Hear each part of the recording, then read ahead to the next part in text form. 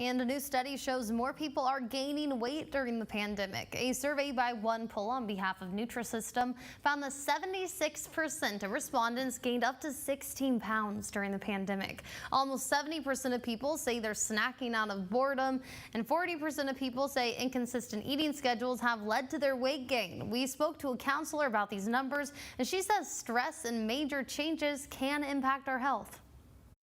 When we are in stressful situations throughout our life, but definitely in this time, we can increase what we intake simply because it makes us feel a little bit better. Counselor Vega adds that although it may feel good at the time, unhealthy eating habits can lead to a lot of issues. She gives some tips like drinking a glass of water before eating a meal and buying healthy snack options that will help you stay healthy while staying at home.